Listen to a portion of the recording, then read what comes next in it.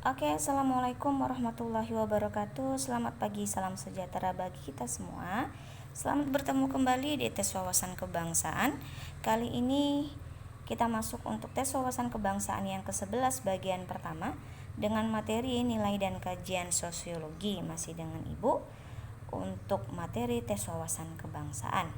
Nah, sebelum kita mulai, apa kabar semuanya? Mudah-mudahan dalam keadaan sehat, dalam keadaan semangat, dan tetap termotivasi untuk meraih apa yang kalian cita-citakan, terutama untuk bisa masuk sekolah kedinasan.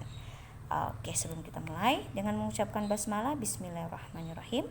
Kita mulai dengan membaca doa. Allahumma aqnina bil ilmi wa zayyinna bil hilmi wa akrimna bit taqwa wa jamilna bil afiyah walhamdulillahi rabbil alamin. Oke, langsung kita mulai saja. Tadi sudah Ibu katakan bahwa materi kita adalah mengenai nilai dan kajian dari ilmu sosiologi. Kita mulai dari awal pengertiannya dahulu. Mungkin kalian sudah sering ya mendengar istilah sosiologi, bahkan itu sudah menjadi bidang studi pembelajaran kalian, apalagi untuk IIS. Sosiologi itu merupakan salah satu mata pelajaran yang wajib untuk kalian pelajari. Nah, di sini kita hanya mengulang sedikit saja sebagai pembuka mengenai pengertian sosiologi. Istilah sosiologi berasal dari bahasa Latin yaitu socius, artinya kawan, dan logos artinya ilmu. Maka arti dari ilmu sosiologi adalah ilmu yang mempelajari tentang kawan atau mengharuskan kita untuk berkawan. Nah, itu dia ya. Jadi kalau kalian yang belum punya kawan, berarti kalian belum menerapkan ilmu sosiologi gitu. Kemudian manusia selain sebagai makhluk individu juga sebagai makhluk sosial, harus diakui itu. Ada kalanya kita hanya perlu diri kita sendiri, namun kita sering membutuhkan orang lain. Nah, kalau misalkan nih kamu merasa selama ini aku bisa kok hidup sendiri, tapi jangan salah, seandainya kamu meninggal nanti, siapa yang akan mengangkat jenazah kamu ke liang lahat ya, kalau bukan orang lain. Itu sudah terbukti bahwa berarti kita membutuhkan yang namanya orang lain. Oke, itu dia ya. Kemudian manusia harus berinteraksi dengan manusia yang lain. Interaksi itu artinya adalah komunikasi yang timbal balik atau hubungan timbal balik. Jadi kalau kamu berbicara dengan teman kamu gak merespon, itu bukan interaksi. Tapi kalau kamu sudah berbicara dengan teman kamu, kemudian teman kamu membalas percakapan kamu, itulah yang disebut dengan interaksi. Interaksi ini bisa terjadi dalam 3 ranah. Yang pertama, interaksi yang terjadi antara individu dengan individu, kemudian interaksi yang terjadi antara individu dengan kelompok, dan interaksi yang terjadi antara kelompok dengan kelompok. Nah, itulah untuk pengertian dasar dari sosiologi. Kita masuk untuk materi lapisan masyarakat dalam kajian ilmu sosiologi. Dalam kajian ilmu sosiologi, lapisan masyarakat itu terdiri, yang pertama adalah struktur sosial. Struktur sosial itu maksudnya adalah susunan atau pola perilaku berulang yang terjadi dalam hubungan masyarakat. Jadi dalam masyarakat itu ada yang namanya struktur ataupun susunan atau pola perilaku yang pasti akan berulang. Nah, contohnya itu adalah struktur pemerintahan atau struktur desa. Contohnya nih, struktur pemerintahan kita untuk saat ini, yang pertama tetap Undang-Undang Dasar 45, itu ada yang tertinggi. Kemudian yang kedua, eksekutifnya siapa? Presiden kita yaitu Pak Jokowi. Kemudian DPR-nya siapa? MPR-nya siapa? Sudah tersusun. Nah, untuk periode berikutnya itu pasti tetap ada yang namanya presiden, anggota badan legislatif, kemudian badan yudikatif dan eksaminatif, itu pasti ada walaupun orangnya berbeda, namun dia tetap berulang. Kemudian misalkan di desa nih, contohnya kepala desanya adalah Pak Handoko, kemudian sekretaris desanya siapa, kemudian bagian seksi hubungan masyarakatnya siapa. Nah, walaupun untuk periode berikutnya itu orangnya berganti, tapi struktur tersebut tetap ada. Itulah yang disebut dengan struktur sosial, yang artinya pola perilaku manusia yang pasti berulang ya. Kemudian lapisan masyarakat yang kedua itu adalah diferensiasi sosial. Nah, di sini harus bisa kalian bedakan nanti. Kalau diferensiasi, different dalam bahasa Inggris artinya berbeda. Berarti diferensiasi sosial yaitu perbedaan yang terjadi dalam masyarakat hanya sifatnya horizontal. Horizontal ini setara. Jadi dalam lingkungan masyarakat akan terjadi yang namanya diferensiasi sosial atau perbedaan sosial tapi sifatnya setara. Contohnya itu adalah perbedaan suku, perbedaan agama, kemudian perbedaan profesi, misalkan sama-sama S1, cuman satu ada S1 matematika, ada S1 geografi. Nah, itu sama-sama S1 hanya dengan jurusan yang berbeda. Itulah disebut dengan diferensiasi sosial. Jadi ada perbedaan-perbedaan dalam masyarakat tapi sifatnya setara. Jadi walaupun dia agama Islam satu agama Kristen, dia setara sifatnya. Tidak ada yang lebih, oh agama ini lebih tinggi, tidak. Kemudian suku juga gitu, ada suku Batak, kemudian ada suku Sunda, Mandailing dan lain sebagainya. Walaupun berbeda suku tapi dia tidak ada yang lebih tinggi, tidak ada yang lebih rendah. Oke, itu dia untuk diferensi sosial. Setelah diferensiasi sosial, lapisan masyarakat yang ketiga adalah stratifikasi sosial. Nah, kalau diferensiasi sosial tadi adalah perbedaan sosial yang terjadi dalam masyarakat yang sifatnya horizontal. Kalau stratifikasi sosial itu adalah perbedaan sosial yang terjadi dalam masyarakat sifatnya vertikal. Kalau vertikal ini tidak setara ya, ada yang lebih tinggi, ada yang rendah, ada yang istilahnya tidak horizontal lah, dia bisa ada yang lebih di atas, ada yang lebih di bawah. Kemudian sifat dari stratifikasi sosial ini ada dua. Yang pertama itu sifatnya tertutup. Kalau tertutup itu berarti terjadi perbedaan sosial secara vertikal namun hanya berlaku di wilayah atau golongan tertentu saja. Contohnya adalah kasta di Bali. Jadi di Bali itu kan mayoritas masih beragama Hindu, dan agama Hindu itu ada yang namanya kasta, dan kasta ini tingkatannya ada yang paling tinggi, ada yang paling rendah. Contohnya kasta Brahmana itu adalah kasta tertinggi, yaitu golongan para penyebar agama.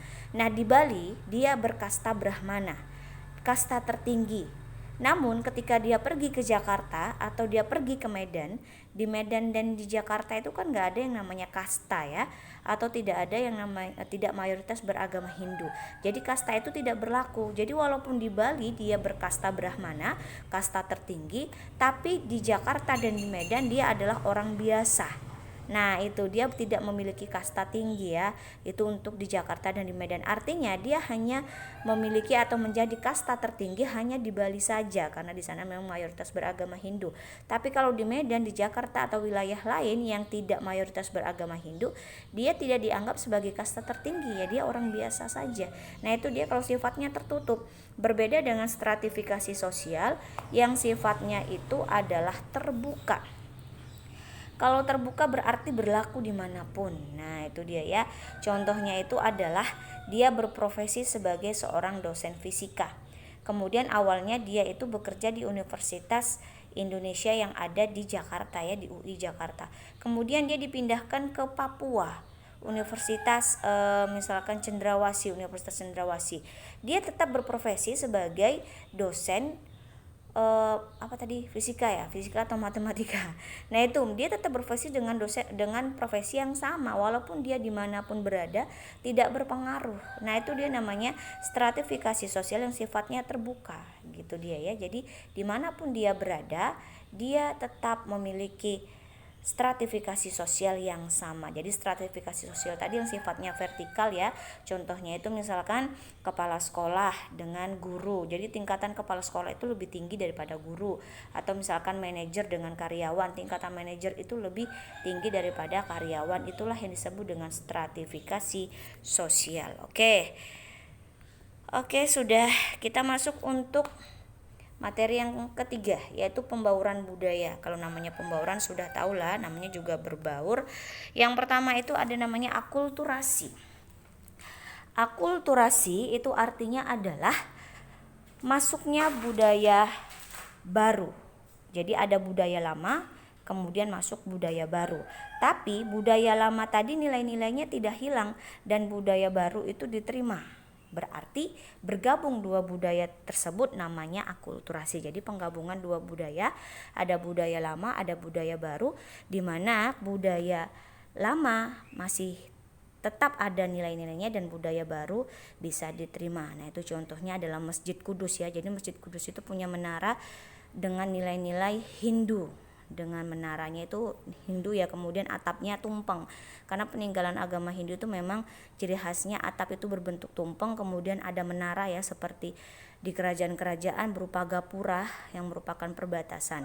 Nah, itu ada di Masjid Kudus, namun fungsinya sebagai masjid. Jadi dia nilai-nilai budayanya budaya Hindu, tapi juga masuk yang namanya nilai budaya Islam, itu akulturasi. Oke, contohnya sudah ada di situ ya. Nah, inilah dia contoh dari Masjid Menara Kudus ya yang ada di Jawa. Oke, kemudian yang kedua pembawaan budayanya itu adalah asimilasi. Asimilasi itu artinya ada dua kebudayaan, budaya lama, budaya baru, kemudian melebur menghasilkan budaya yang baru. Nah, ini berbeda lagi ya. Jadi hilang dua-dua budayanya. Contohnya itu pernikahan yang terjadi antara suku Batak wanita dengan pria suku Minang. Jadi kalau di Batak itu kan menggunakan sistem patrilineal ya, mengikut garis keturunan ayah, sementara kalau Minang itu mengikut garis keturunan ibu. Nah, ketika si wanita ini tadi menikah dengan pria Minang, jelas keturunannya itu tidak lagi tidak bersuku Minang, tidak bersuku Batak. Kenapa? Kalau bersuku Batak, dia ingin mengikuti ayahnya sementara ayahnya Minang. Kalau dia bersuku Minang, dia mengikuti ibunya sementara ibunya Batak. Jadi dia tidak bersuku. Itulah contoh dari asimilasi keturunan yang tidak bersuku ya. Contohnya ini adalah pernikahan wanita Batak dengan pria Minang. Kemudian lanjut inovasi. Nah, kalau inovasi ini sesuatu yang sudah ada menjadi berbeda. Jadi kalau menciptakan sesuatu yang belum pernah ada itu namanya kreatif. Tapi kalau menciptakan sesuatu yang sudah ada menjadi berbeda itu namanya inovasi. Contohnya ini Honda ya. Honda itu kan selalu punya semboyan mereka itu, moto mereka itu adalah inovasi tiada henti. Contohnya itu Honda atau sepeda motor Beat. Beat itu dari dulu ya tetap sudah ada gitu, tapi selalu ada pembauran atau perubahan setiap tahunnya. Misalkan yang awalnya hanya matic biasa, kemudian sudah bisa charger, kemudian ada musiknya, kemudian bisa kuncinya beralarm. Nah, itu merupakan pengertian dari inovasi ya. Nah, itu dia ya. Kemudian untuk sosiologi, contoh inovasi di sini adalah lagu daerah yang digubah instrumennya menjadi instrumen kekinian. Contohnya lagu Jawa. Dulu kita bosan ya dengar lagu Jawa, tapi sekarang lagu Jawa itu sudah banyak instrumennya diubah menjadi musik kekinian. Nah, itu dia contoh dari inovasi. Selanjutnya yang terakhir ada amalgamasi. Kalau amalgamasi ini adalah pernikahan dengan suku yang sama. Tujuannya apa? Supaya berkembang biak sukunya atau tidak punah. Contohnya suku Batak harus menikah dengan suku Batak sehingga keturunannya juga suku Batak, atau suku Jawa dengan suku Jawa sehingga keturunannya suku Jawa. Jadi itulah pengertian dari amalgamasi, pernikahan sesama suku. Nah, ini sudah ada fotonya. Contohnya pernikahan suku Batak sesama suku Batak, kemudian pernikahan sesama suku Minang ya. Oke. Kemudian yang terakhir nih ada pengendalian sosial. Pengendalian sosial itu artinya tindakan yang dilakukan ketika terjadi penyimpangan sosial. Itu ada 3. Yang pertama itu preventif. Preventif artinya seseorang itu melakukan pengendalian sosial sebelum terjadi penyimpangan sosial. Jadi sebelum terjadi dia sudah mengendalikan diri. Contoh minuman keras. Jadi dia berusaha semaksimal mungkin dia tidak akan mau diajak ke bar, tidak mau diajak ke kafe yang ada minuman kerasnya karena dia takut itu akan terjadi. Kemudian yang kedua ada represif, yaitu tindakan yang sudah terjadi penyimpangan sosial. Jadi contohnya dia sudah mengkonsumsi narkoba, maka dilakukanlah tindakan represif, yaitu dia direhabilitasi, itu contohnya. Kemudian yang terakhir itu ada kuratif. Kuratif itu artinya pengendalian sosial yang dilakukan ketika sedang terjadi penyimpangan. Nah, itu contohnya ditemukanlah orang yang sedang mengkonsumsi obat-obatan terlarang, akhirnya dia pun ditangkap, kemudian dia diinterogasi dan segala macam. Itu contoh pengendalian sosial yang sifatnya kuratif. Oke, sekian untuk materi kita. Kita akan lanjutkan ke kuis. Jangan lupa untuk dikerjakan kuisnya ya. Selamat pagi. Assalamualaikum warahmatullahi wabarakatuh.